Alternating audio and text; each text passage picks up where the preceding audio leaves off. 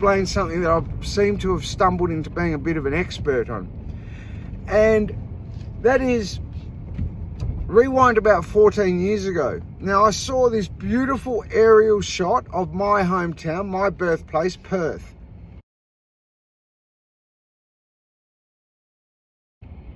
And you'll see that tunnel there, the tunnel running under that beautiful parkland.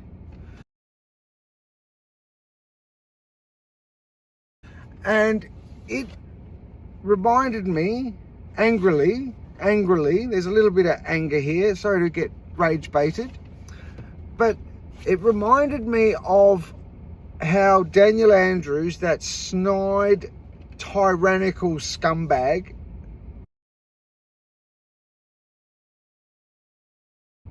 who basically plundered you Victorians, plundered you to within an inch of your life through unneeded or unnecessary infrastructure projects, such as the Commonwealth Games, for example, which was just a complete way to buy your vote.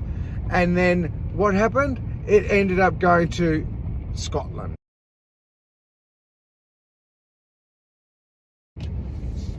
That's one example. There's a myriad of those type of manipulative examples.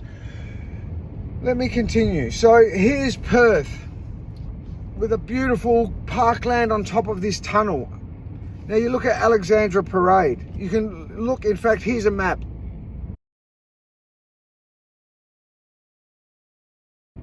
There's an aerial shot. It looks like, you don't have to be a town planner, and you can pretty easily see, whoa, hang on, it looks like there's a main arterial that needs to join up there, you know.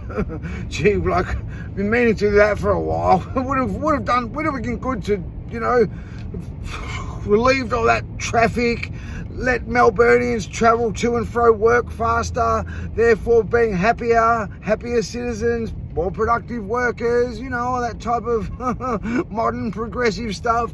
But it also would have been what? Less smog. Yeah, less smog, yeah, would have been, because there would have been more parkland, and there also would have been what? Oh, less cars running, because they would have been able to zoom straight through there, park, done, finished, job's done. Half an hour travel instead of an hour and a half, 2 hours travel, lots of smog, stop, start, smog, not, you get me? Okay, so there's that aspect. So there's Con Andrews, con man Andrews, scumbag Andrews,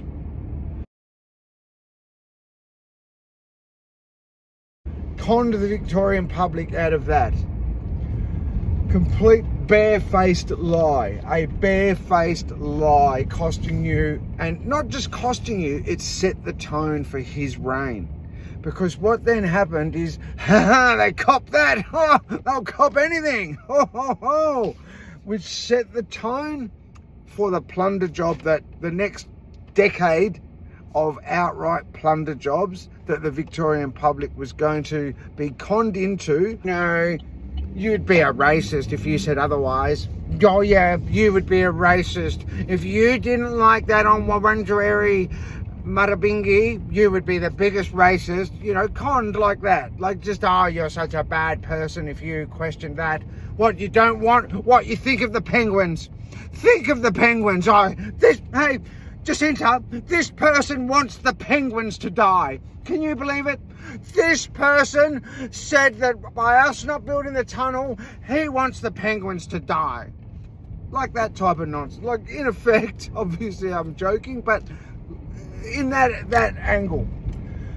What else they did though, and this is where, from mine being home, I became a heroin addict, if you don't know, and the wheels fell off my life. So I've been in and out of prison, in and out of the law and order system for about a decade there. Prior to that, I was just a hard-working, normal person, busted my balls in full-time, 6-day-a-week jobs in the automotive industry from when I was 14. Like, very just standard, everyday person, bar I had a niggling heroin, on again, off again, heroin addiction, just waiting to pounce.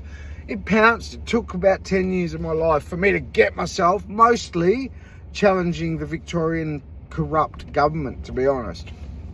Anyhow, so in that period, it made me a little bit of an expert. So what grinds my gears a lot now in this one is you have the tragedy that is the Gilmar. Beautiful Gilmar.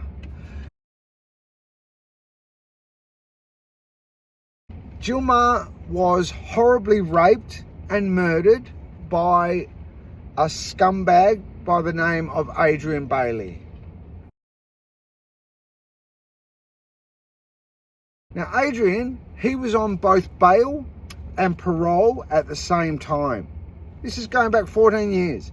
Now Daniel Andrews, he came in promising he was going to shoot wonders and shit cucumbers. He was going to solve everything and solve the law and order system, and he was bringing in the most expensively run GO Ravenhall with more clinicians than prison officers and all manner of sweeping changes. What we saw was a farce. We saw riots in remand prisons that started in the induction unit of a remand unit. If that doesn't spell mismanagement of a prison, nothing does.